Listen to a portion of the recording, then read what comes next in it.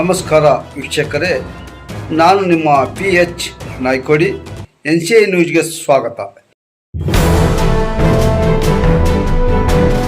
ಚಡಚಣ ಸಮೀಪ ಭೀಮಾ ನದಿಯಲ್ಲಿ ಅಕ್ರಮ ಮರಳು ಸಾಗಾಟ, ಅಧಿಕಾರಿಗಳ ಮೌನಕ್ಕೆ ಸಾರ್ವಜನಿಕರಲ್ಲಿ ಅನುಮಾನ. ಚಡಚಣ ವರದಿ, ಅಂಡಾ ಪೂಜಾರಿ KRS. ಚಡಚಣ ತಾಲೂಕಿನ ನಿವರಗಿ ಗ್ರಾಮದ ಹತ್ತಿರ ಹರಿಯುತ್ತಿರುವ ಭೀಮಾ ನದಿಯಲ್ಲಿ ಅಕ್ರಮವಾಗಿ ಮರಳು ಸಾಗಾಟ ನಡೆಯುತ್ತಿರುವುದು ಬಹಿರಂಗವಾಗಿದೆ. ಸರ್ಕಾರ ಮರಳು ಮಾಫಿಯಾಗೆ ಕಡಿವಾಣ ಹಾಕಲು ಕಟ್ಟುನಿಟ್ಟಿನ ಕ್ರಮಗಳನ್ನು ಜಾರಿಗೊಳಿಸಿದ್ದರೂ ಅವುಗಳಿಗೆ ಲೆಕ್ಕವಿಲ್ಲದಂತೆ ನದಿಯಿಂದ ಮರಳು ದೋಚಾಟ ಮುಂದುವರೆದಿರುವುದು ಸಾರ್ವಜನಿಕರಲ್ಲಿ ತೀವ್ರ ಅಸಮಾಧಾನಕ್ಕೆ ಕಾರಣವಾಗಿದೆ. ರಾತ್ರಿ ಹಾಗೂ ಬೆಳಗಿನ ಜಾವಗಳಲ್ಲಿ ಭೀಮಾ ನದಿಯಿಂದ ಲಾರಿಗಳ ಮೂಲಕ ಅಕ್ರಮವಾಗಿ ಮರಳು ಸಾಗಿಸಲಾಗುತ್ತಿದೆ ಎಂಬ ಆರೋಪಗಳು ಕೇಳಿಬರುತ್ತಿದ್ದು, ಈ ಕುರಿತು ಸಂಬಂಧಪಟ್ಟ ಇಲಾಖೆಯ ಅಧಿಕಾರಿಗಳು ಕಂಡು ಕಾಣದಂತೆ ಮೌನವಾಗಿರುವುದು ಹಲವಾರು ಅನುಮಾನಗಳೆಡೆ ಮಾಡಿದೆ. ಈ ಅಕ್ರಮ ಚಟುವಟಿಕೆಗಳ ಹಿಂದೆ ಮರಳು ಮಾಫಿಯಾದ ಪ್ರಭಾವವಿದೆಯೇ ಅಥವಾ ಅಧಿಕಾರಿಗಳ ನಿರ್ಲಕ್ಷ್ಯವೇ ಕಾರಣವೇ ಎಂಬ ಪ್ರಶ್ನೆಗಳು ಸಾರ್ವಜನಿಕ ವಲಯದಲ್ಲಿ ಚರ್ಚೆಗೆ ಗ್ರಾಸವಾಗಿವೆ. ಅಕ್ರಮ ಮರಳು ಸಾಗಾಟದಿಂದ ನದಿಯಲ್ಲಿ ನೀರು ಸರಿಯಾಗಿ ನಿಲ್ಲದೆ ಅಂತರ್ಜಲಮಟ್ಟ ದಿನದಿಂದ ದಿನಕ್ಕೆ ಕುಸಿಯುತ್ತಿದೆ. ಇದರಿಂದ ಮುಂಬರುವ ಬೇಸಿಗೆ ಅವಧಿಯಲ್ಲಿ ರೈತರಿಗೆ ನೀರಿನ ಕೊರತೆ ಎದುರಾಗುವ ಸಾಧ್ಯತೆ ಹೆಚ್ಚಾಗಿದೆ. ಅಲ್ಲದೆ ದನಕರುಗಳು ಹಾಗೂ ಗ್ರಾಮೀಣ ಜನರಿಗೆ ಕುಡಿಯುವ ನೀರಿನ ಸಮಸ್ಯೆ ಉಂಟಾಗುವ ಭೀತಿಯೂ ಇದೆ ಎಂದು ಸ್ಥಳೀಯರು ಆತಂಕ ವ್ಯಕ್ತಪಡಿಸಿದ್ದಾರೆ. ಭೀಮಾ ನದಿ ಸುತ್ತಮುತ್ತಲಿನ ಗ್ರಾಮಗಳು ಕೃಷಿಯ ಮೇಲೆ ಅವಲಂಬಿತವಾಗಿದ್ದು, ನದಿಯ ನೀರು ಹಾಗೂ ಅಂತರ್ಜಲ ಮಟ್ಟವೇ ರೈತರ ಜೀವನಾಧಾರವಾಗಿದೆ. ಇಂತಹ ಪರಿಸ್ಥಿತಿಯಲ್ಲಿ ಅಕ್ರಮ ಮರಳು ಸಾಗಾಟವನ್ನು ತಕ್ಷಣವೇ ನಿಲ್ಲಿಸಿ ತಪ್ಪಿತಸ್ಥರ ವಿರುದ್ಧ ಕಠಿಣ ಕಾನೂನು ಕ್ರಮ ಕೈಗೊಳ್ಳಬೇಕು ಎಂದು ಸಾರ್ವಜನಿಕರು ಆಗ್ರಹಿಸಿದ್ದಾರೆ. ಜಿಲ್ಲಾಡಳಿತ ಹಾಗೂ ಸಂಬಂಧಪಟ್ಟ ಇಲಾಖೆ ಅಧಿಕಾರಿಗಳು ಈ ವಿಷಯವನ್ನು ಗಂಭೀರವಾಗಿ ಪರಿಗಣಿಸಿ ನದಿಯನ್ನು ರಕ್ಷಿಸುವ ನಿಟ್ಟಿನಲ್ಲಿ ನಿರಂತರ ನಿಗಾ ವಹಿಸಿ ಮರಳು ಮಾಫಿಯಾಗೆ ಸಂಪೂರ್ಣವಾಗಿ ಕಡಿವಾಣ ಹಾಕಬೇಕು ಎಂಬುದು ಸಾರ್ವಜನಿಕರ ಒತ್ತಾಯವಾಗಿದೆ. ನಮಸ್ಕಾರ ಬಂಧುಗಳೇ, ನಾನು KRS ಪಕ್ಷದ ನಗರ ಘಟಕದ ಅಧ್ಯಕ್ಷ ಅಣ್ಣಾ ಪೂಜಾರಿ ಅಂತೇಳಿ.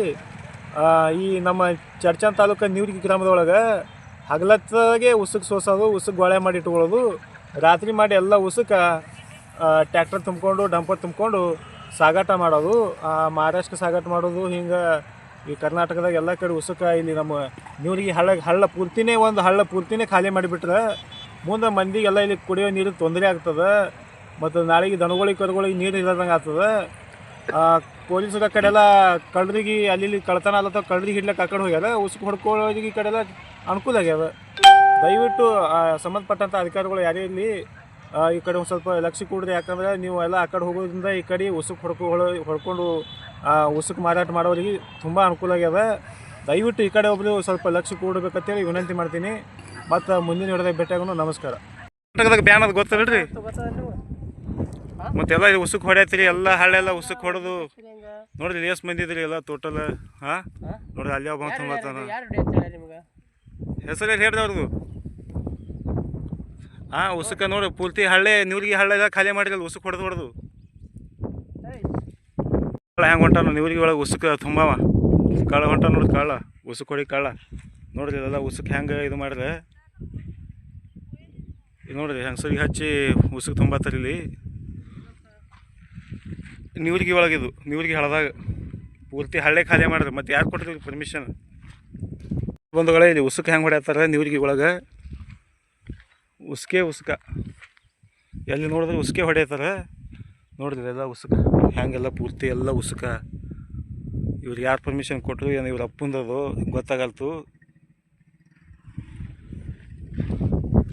ನಾನು KRS ಪಕ್ಷದ ನಗರ ಘಟಕದ ಅಧ್ಯಕ್ಷ ಅಣ್ಣಾ ಪೂಜಾರಿ. ಇವ್ರು ನೀವರಿಗೆ ಒಳಗೆ ನೋಡ್ರಿ ಉಸುಕ್ ಹೆಂಗೆ ಹೊಡ್ಯಾತಾರೆ.